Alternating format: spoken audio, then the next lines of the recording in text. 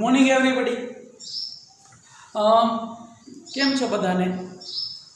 હવે છેલ્લે SYBSની અંદર આપણે યુનિટ નંબર 3 આપણે ઘણા સમયથી ચલાવી રહ્યા છીએ. તો એની અંદર આપણે પ્રેઝન્ટેશન સ્કિલ જોઈ.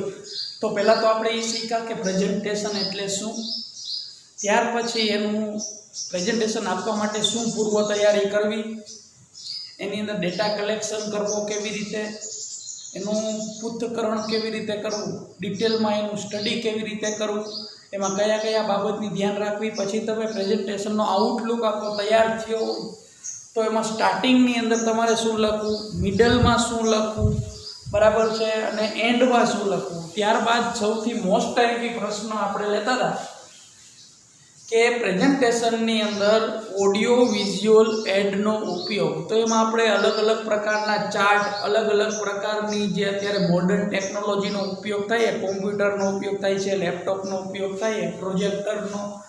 OHP મેં તમને ડિટેલમાં સમજાવ્યું હતું, OHP એટલે શું, બરાબર છે. શક્ય હશે તો હું લેક્ચરમાં ફોટા મૂકવાનો પણ પ્રયત્ન કરીશ, બરાબર છે. તો હવે જે ક્વેશ્ચન આપણે અધૂરો છે એની અંદર આપણે અલગ અલગ પ્રકારના ચાર્ટ પણ જોયા, પાઈ ચાર્ટ જોયા હતા, બરાબર છે. હવે અલગ અલગ આપણે લાઇન ચાર્ટ ને એવી રીતે બધું અલગ અલગ જોયું હતું. તમે અલગ અલગ વસ્તુનો બધો તમે આની અંદર ઉપયોગ કરી શકો. તો હવે how to use audio visual aid, how to use audio visual aid, ઉપયોગ કેવી રીતે કરવો. પહેલાં તો કયા વસ્તુઓ આપણે પ્રેઝન્ટેશનમાં વાપરી શકાય, યુઝ કરી શકાય, એની આપણે ચર્ચા કરી. પણ હવે ઉપયોગ કેવી રીતે કરવાનો, તો એમાં અલગ અલગ પોઈન્ટ છે જે તમને દર વખતે લેક્ચરમાં PDF આપું છું, એવી રીતે આની અંદર પણ PDF આપી છે. તો એક પછી એક પોઈન્ટની આપણે ચર્ચા કરતા જઈએ. Collect information chart. અહીંયા જે ચાર્ટ આપ્યો એ જો ઇન્ફોર્મેશન આપે છે. જો દૂધિયા કલર છે, બ્લુ કલર, ટૂંકમાં એ ચિકન, રેડ છે એ કેટ, યલો છે ડોગ, ગ્રીન છે એ ગોટ, પર્પલ છે એ કાવ, અને બીજો વાદળી કલર જેવો છે એ ડોંકી. તો આવી રીતે અલગ અલગ પ્રકારના ડિસ્ક્રાઇપ્શન માહિતી આપેલી હોય છે. તો આવી રીતે ચાર્ટ માહિતી દર્શાવતો પણ હોવો જોઈએ, બરાબર છે. કદાચ ચાર્ટ એક આપેલો હોય, બરાબર છે, કોઈ ચાર્ટ છે આ રીતે દોરેલો છે, બરાબર છે. તો ચાર્ટની અંદર જે માહિતી જે અહીંયા આપી હોય, બરાબર છે, આ બધી જે માહિતી આપી હોય, જાન્યુઆરી, ફેબ્રુઆરી, માર્ચ, એપ્રિલ, મે એવું લખ્યું હોય, 10, 20, 30, 40 આવું લખ્યું હોય, તો એ માહિતી બધી કલેક્ટ કરવાની પહેલાં આપણે, બરાબર છે. આપણે ત્યારે એમ નહીં કહેવાનું કે જોવો તો ભાઈ ફેબ્રુઆરીની અંદર કેટલું હતું, તો ફેબ્રુઆરીની અંદર 20 હતું. આ 20 નંબર છે ક્યાં આવે છે, ક્યાં એનો નંબર સંખ્યા કઈ મહિનામાં ટચ થાય છે, તો તમે એ રીતે જુઓ ત્યારે તેમનું હાલે તમે જોઈ શકો આંકડા કે ફેબ્રુઆરીમાં આવડો ચાર્ટ છે 20 પહોંચી ગયો હતો, બરાબર છે. તો આવી રીતે તમે એનાલિસિસ કરી શકો. પહેલાં આખે કોઈ તમને મોઢે ખબર હોવી જોઈએ, બરાબર છે. એટલે પહેલાં વ્યવસ્થિત રીતે બધો કલેક્ટ કરી લેવાનો. આખે કોઈ જે ચાર્ટ તમે જે બતાવતા હો એ ચેક વિધર એન્ડ વિઝ્યુઅલ, બરાબર છે. દ્રશ્યમાન કોઈ વસ્તુ છે કે નહીં. કદાચ અમુક એવું ઘણી વખત આપણે ક્લાસરૂમમાં ભણતા હોય તો એવું થતું હોય કે બોર્ડની અંદર અમુક વસ્તુ દેખાય નહીં, છેલ્લી બેન્ચે ન દેખાતું હોય, વચ્ચેની બેન્ચે બેઠા હોય એને ન દેખાતું હોય, લાઇટનો પ્રકાશ સીધો બોર્ડ ઉપર આવતો હોય તો ન દેખાતો હોય. તો આ બધી વસ્તુ જોઈ લેવાનું. વાતાવરણ કેવું છે, બરાબર છે. ગરમીવાળું વાતાવરણ હોય તો પંખાની એવી જરૂરિયાત ઊભી થાય, બરાબર છે. આ બધી વસ્તુ તમે અહીંયા જ્યારે બતાવતા હો તો આ બધી વસ્તુ આપણે ડિટેલમાં બધું જાણી લેવાનું છે, બરાબર છે. પછી arrange visual point of oral presentation. અને તમે જે અહીંયા પ્રેઝન્ટેશનની અંદર જે પોઈન્ટ બતાવ્યા છે, બરાબર છે, તમે પાવર પોઈન્ટનો ઉપયોગ કર્યો, પછી એક એક પોઈન્ટ અહીંયા બોર્ડ ઉપર આવતા જાય એટલે તમે એક એક પોઈન્ટ સમજાવતા ગયા. હવે એક એક પોઈન્ટ તમે જો સમજાવતા જાવ અહીંયા તો એ ઓરલ પ્રેઝન્ટેશનમાં પણ આવવા જોઈએ. એવું નહીં કે તમે બોર્ડની અંદર પ્રેઝન્ટેશન તમે OHP એટલે OHPની અંદર અથવા તો કોઈ પ્રોજેક્ટરની અંદર તમે એ પોઈન્ટ બતાવી દીધા એટલે એ પોઈન્ટ છે તમે પછી ઓરલ પ્રેઝન્ટેશનમાં નહીં રહ્યો, એવું નથી કરવાનું. એટલે ઓરલ પ્રેઝન્ટેશનમાં પણ એ પોઈન્ટ તમારે ઉમેરી દેવાનો છે. Fit two plan. તમે જે પ્લાન બનાવ્યો હોય, બરાબર, એ વ્યવસ્થિત થવું જોઈએ, નોટ સીમ આઉટ. એટલે એવું ન લાગવું જોઈએ કે આ પ્રેઝન્ટેશનની બહારનું તમે જ્ઞાન આપી રહ્યા છો, એવું ન લાગવું જોઈએ. એને કનેક્ટેડ હોવું જોઈએ. Speak to audience. ઓડિયન્સ હોય ને એની બાજુ મોઢું રાખીને બોલવાનું હોય. નકર તમે અહીંયા પ્રેઝન્ટર અહીંયા જે દાખલા તરીકે પ્રોજેક્ટરમાંથી અહીંયા બોર્ડ ઉપર દેખાય તો તમે અહીંયા બોલતા જાઓ how to use audio visual aid, એવી રીતે નહીં કરવાનું, બરાબર છે. તમારે આ રીતે બોલવાનું હાઉ ટુ યુઝ, બરાબર છે. એવી રીતે પ્રેઝન્ટેશન આપતું જાઓ. લોકો સામે આપણે જોતા હોવા જોઈએ. હા, એક વાત આખી અલગ છે કે આખો એક જો અહીંયા લખ્યું છે, જ્યારે ઓડિયન્સ જોતું હોય, બરાબર છે, એ પોઈન્ટની અંદર પણ લખેલું જ્યારે ઓડિયન્સ જોતું હોય ત્યારે તમે જોઈ શકો. દાખલા કે તમે કોઈ વિડીયો બતાવો છો તો વિડીયો અહીંયા આખું બધા લોકો અત્યારે બધાનો ફોકસ ક્યાં છે વિડીયોમાં, ત્યારે તમે દર્શાવી શકો કે જો આ વિડીયોની અંદર આ ઘટના બની. ત્યારે તમે આવી રીતે આંગળી બતાવતા તો કોઈ પોઈન્ટર તમારા હાથમાં હોય તો ડિસ્ક્રાઇબ કરતા તો એ કાંઈ ઓડિયન્સ સામે જોવાની જરૂર નથી, બરાબર છે. એટલે અહીંયા સ્પીક ઓડિયન્સ સામે ફેસ રાખીને બોલવાનું છે, પ્રોજેક્ટરની સામે અથવા તો તમે જે ડેટા બતાવો છો એની સામે નહીં. ત્યાર પછીના પોઈન્ટ વિશે આપણે આગળ ચર્ચા કરીએ.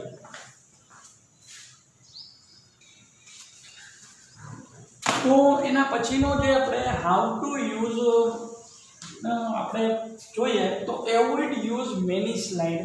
જો અમુક લોકો પ્રેઝન્ટેશન આપતા હોય ને તો એટલી બધી સ્લાઇડો અંદર નાખી હોય, દાખલા કે અમિતાભ બચ્ચન વિશે પ્રેઝન્ટેશન આપવાનું તો એટલા ફોટા પાડ્યા હોય, ઓડિયન્સ જોઈને ઢાંકી કે હવે આના એકના એક ફોટા કેટલા જોવા. આપણે આપણા ફોનની અંદરથી એકના એક પોઝના અથવા કંઈ ફરવા માટે ગયા હોય તો એકની એક જગ્યાએ કમસે કમ 100થી વધારે તમે ફોટા પાડ્યા હોય તો શરૂઆતમાં તમે કદાચ 1-2 વખત જોવો, પછી ફોટા એમને પડ્યા રહ્યા છે, કોઈ જોતું નથી. એવી જ વસ્તુ પ્રેઝન્ટેશનમાં થાય કે અતિરેક કોઈ પણ વસ્તુનો હોય એ એવોઇડ કરો. એનાથી શું થાય કે એ ડાયવર્ટ સબ્જેક્ટ, એનાથી છે ને ઓડિયન્સ છે ને એ આખા વિષયથી ડાયવર્ટ થઈ જાય, બરાબર છે. એ લોકો પછી બધું બીજું વિચારવા માંડે, એટલે તમારો જે હેતુ છે ને એ હેતુ એમાં સિદ્ધ થતો નથી. એટલે આપણે છે ને આ વસ્તુ નથી કરવાની, બરાબર છે, ધ્યાન રાખવાનું. પછી એમ કે છે હાઇલાઇટ. હવે મેન પોઈન્ટ હોય ને આપણે હાઇલાઇટ કરવાના, એનું ફોન્ટ અલગ રાખવાના, એ ફોન્ટના કલર છે અલગ રાખવાના, બરાબર છે.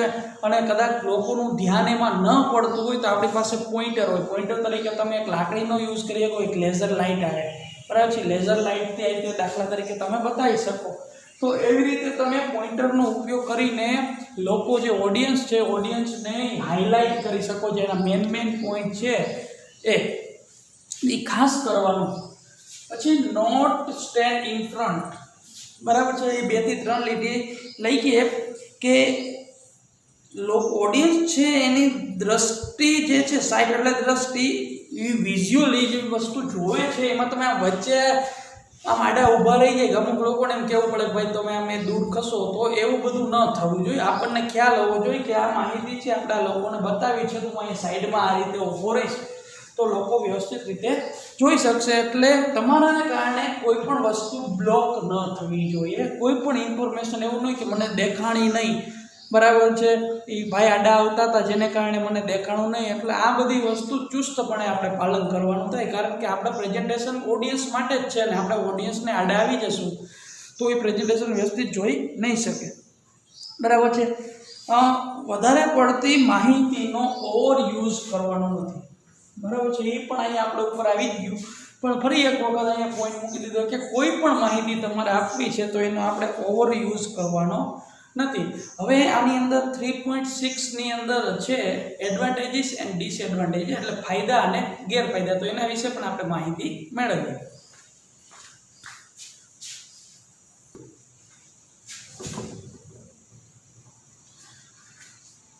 હવે એના ફાયદા આપણે જોઈએ કે ભાઈ પ્રેઝન્ટેશન સ્કિલમાં ઓડિયો વિઝ્યુઅલ જે આપણે એડ યુઝ કરી છે તો એના ફાયદા શું અને ગેરફાયદા શું, બરાબર છે. તો પહેલાં ફાયદા વિશે ચર્ચા કરીએ તો make to topic more interesting. જો ફાયદા તો એ છે કે તમે એમનો માહિતી બોલતા જ જાઓ, બરાબર છે.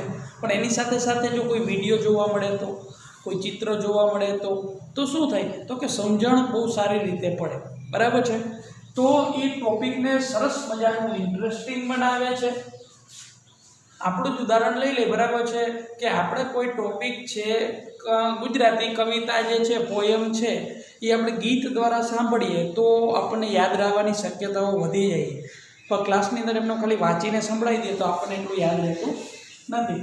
ઇઝીયર બને છે એટલે કે એકદમ સહેલી બને છે અને અન્ડરસ્ટેન્ડ એટલે આપણને અમુક અઘરી વસ્તુ હોય તો એ પણ સમજી જાય છે. તો આ થયો એનો પહેલો ફાયદો, બરાબર છે, કે અઘરી વસ્તુ પણ આપણે સમજી શકીએ છીએ. પછી છે ઓપોર્ચ્યુનિટી, બરાબર છે. દરેક વ્યક્તિઓને કંઈક ને કંઈક નવી નવી તક મળે છે, નવી નવી વસ્તુ જાણવાની મળે છે, બરાબર છે. તમારા વર્બલ અને નોન વર્બલ કોમ્યુનિકેશન કેવી છે કે તમે બોલીને અથવા તો તમે બોલ્યા વગર પણ લોકોને કેવી રીતે, બરાબર છે, ઘણું બધું સમજાવી શકો છો. આની અંદર જો લોકોને આની અંદર થોડુંક હાસ્ય પણ આવતું હોય, હ્યુમર્સ એટલે હાસ્ય. લોકોને નવું નવું જાણવાની નવી ક્યુરોસિટી જાગે છે, બરાબર છે. એના માઇન્ડની અંદર નવી એવી ક્યુરોસિટી થઈ જાય કે હું નવું નવું જાણું, બરાબર. તો આવું મિક્સ એલાઇમેન્ટ છે, એલિમેન્ટ એટલે તત્વ, બરાબર. એવું મિક્સ તત્વ છે આની અંદર કે તમે કંઈક એક વસ્તુ સમજાવી તો ઓડિયન્સ છે ને એને નવું કંઈક જાણવાની ઈચ્છા થશે, આના વિશે લાવ ને હું કંઈક નવું જાણું, કારણ કે આ ઇન્ટરેસ્ટિંગ એને લાગતું હોય, બરાબર છે. તમારા ફેસ એક્સપ્રેશન, બોડી લેંગ્વેજ, આ બધી વસ્તુનો આની અંદર સમાવેશ થઈ જાય છે. નકર પ્રેઝન્ટેશનની અંદર આ બધી વસ્તુનો સમાવેશ ન થતો હોય, બરાબર. એના પછી ઇફ નોટ રીડ, જો ઘણી વખત અમુક વસ્તુ એવી છે કે એ વચાતી ન હોય અથવા અમુક અઘરા વર્ડ હોય તો એ આપણે સમજવાની કોશિશ કરતા હોય તો આપણને સમજાતું ન હોય તો શું થાય આની અંદર કે તમે એનો જે મિનિંગ છે ને એ મિનિંગ એને વ્યવસ્થિત ડિટેલની અંદર સમજાવાઈ જાય, બરાબર. તમે પ્રોજેક્ટર સ્ટાર્ટ કર્યું હોય તો અમુક વર્ડ છે છેલ્લે બેઠા હોય એને અમુક વસ્તુ જે નાની નાની દેખાય છે, બરાબર. તો અહીંયા આ તમે પ્રેઝન્ટેશનની અંદર તમે જ્યારે પ્રેઝન્ટેશન કરતા હોય ત્યારે આ વસ્તુનું મિનિંગ તમે એને ડિટેલની અંદર સમજાવી શકો, એટલે આ એક એનો ફાયદો થયો. એનો મિનિંગ પણ ડીપમાં સમજાવી શકો છો. પછીનો પોઈન્ટ જે છેલ્લે છે પોઝ, ટોન, વોઇસ અને મેસેજ. તો જો ઘણી વખત સ્પીડની અંદર અમુક માહિતી જતી હોય તો સ્પીડમાં માહિતી જતી હોય તો તમે ગમે ત્યાં એને પોઝ કરી શકો, બરાબર છે. એક આપણે વિડીયો જોયો, બરાબર છે, ત્યાં આપણે પોઝ કરીને એ વિડીયો જેટલો જોયો હોય એના વિશે તમે સમજાવો, બરાબર છે. ટોન, ક્યારે વોલ્યુમ હાઈ કરવું, લો કરવું, ક્યારે વોલ્યુમ હાઈ કરવું, આ બધી વસ્તુ આની અંદર છે એ ફાયદારૂપ છે. વોઇસ અને મેસેજ જે આપણે પહોંચાડવું હોય, મેસેજ પણ આપણે સરસ રીતે પહોંચાડી શકીએ છીએ. તો અહીંયા આપણે એને ચર્ચા કરી એના ફાયદાની. તો ચાલો હવે એના આપણે ગેરફાયદા પણ જોઈ લઈએ.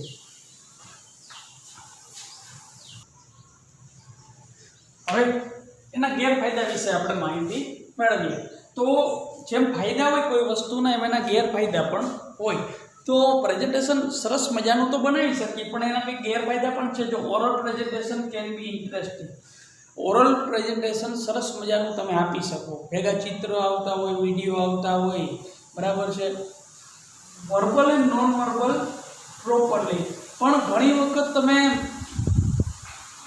બોલતા હોય અને ન બોલતા હોય, ન બોલવાથી ઘણો મેસેજ પહોંચાડવાનો હોય તો એ પહોંચાડવામાં થોડીક તકલીફ પડે. ઘણી વખત લોકો મિનિંગ થોડા ઊંધા કરે, કાંઈ બોલે નહીં અને વર્બલ નોન વર્બલ રીતે આડેધડ પ્રેઝન્ટેશન વિશે બધું બોલવા માંડે, બરાબર. ત્યારે થોડુંક ડિસએડવાન્ટેજ, એનો ગેરફાયદો થાય છે. નોટ એલર્ટ, જો ધ્યાન રાખવામાં ન આવે તો પ્રેઝન્ટેશન છે આખું ડાયવર્ટ થઈ, એટલે જે વ્યક્તિ પ્રેઝન્ટેશન આપતા હોય એને હંમેશા એલર્ટ રહેવું જોઈએ. જો એલર્ટ ન રહીએ તો આખું તમારું પ્રેઝન્ટેશન ડાયવર્ટ થઈ જાય, બીજી દિશામાં બીજી ચર્ચાઓ થવા માંડશે.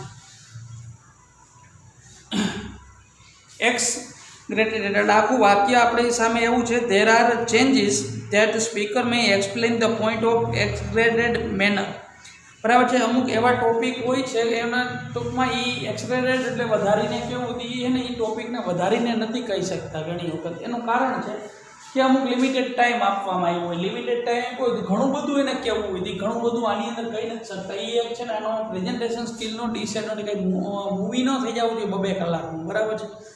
તો એ એક એનો ગેરફાયદો થયો. પછી if word and face expression and gestures are not synchronized properly, the listener may fail to discuss between more important and less important point are easy. જો આપણો ફેસ પછી આપણા જે હાવભાવ છે એ સિન્ક્રોનાઇઝ તો એનાથી શું થશે કે એને તમારું ફેસ એક્સપ્રેશન ને બધું વ્યવસ્થિત એને સંલગ્ન નહીં હોય, બરાબર છે, એને લગતું નહીં હોય, તો સાંભળનાર છે, બરાબર છે, એ બધી વસ્તુ એનું ફેલ થશે અને એની જે મહત્વતા છે, બરાબર છે, એ મહત્વતા જેટલી હોવી જોઈએ એટલી મહત્વતા એના મનમાં એને ટૂંકમાં એટલી મહત્વતા નહીં રહે, બરાબર. ટૂંકમાં સુમેળ થવો જોઈએ, તમે જે માહિતી આપો છો એ બધી વસ્તુ એની સાથે સંકળાયેલ હોવી જોઈએ, બરાબર. અને સ્પીકરમાં અને છેલ્લો પોઈન્ટ છે, હું તમને વાંચીને સંભળાવું છું. If the speaker can not maintain interest of audience, speaker છે એને ઓડિયન્સનો ઇન્ટરેસ્ટ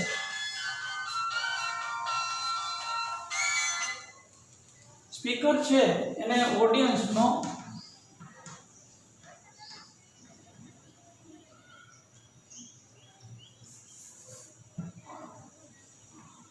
ઇન્ટરેસ્ટ જળવાઈ રહે એવા પ્રયત્નો આપણે કરવા જોઈએ કે કેનાથી એનો ઇન્ટરેસ્ટ જે જળવાઈ રહેશે.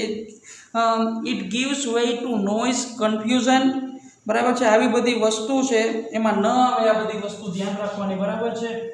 કોઈ પણ પ્રકારનો નોઇઝ, એની અંદર ઘોંઘાટ ન થવો જોઈએ, બરાબર છે.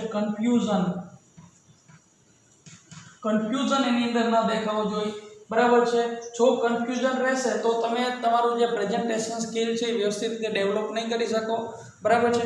તો અહીંયા આપણે ચર્ચા થઈ અત્યારે એડવાન્ટેજીસ અને એના ડિસએડવાન્ટેજીસ, બરાબર. પ્રેઝન્ટેશન સ્કિલની અંદર એક સૌથી અગત્યનો ક્વેશ્ચન તરીકે પૂછાય કે એની અંદર ઓડિયો વિઝ્યુઅલ એડ્સ, કે ઓડિયો વિઝ્યુઅલ એડનો ઉપયોગ તમે કેવી રીતે કરશો, અને એ તમે ઓડિયો વિઝ્યુઅલ એડ વિશે ડિટેલની અંદર લખ્યા બાદ એના લાસ્ટની અંદર આ ક્વેશ્ચનની અંદર એડવાન્ટેજીસ અને ડિસએડવાન્ટેજીસની અંદર એની પણ ચર્ચા આની અંદર કરવામાં આવે અને ફરજિયાત છે. તો એના ફાયદા અને ગેરફાયદા લખવા, બરાબર છે. હવે ક્વેશ્ચન તરીકે અત્યાર સુધીમાં લગભગ જેટલી એક્ઝામ લેવાની છે તો એ બધી એક્ઝામની અંદર આ ક્વેશ્ચન ફરજિયાતપણે પૂછાણો જ છે.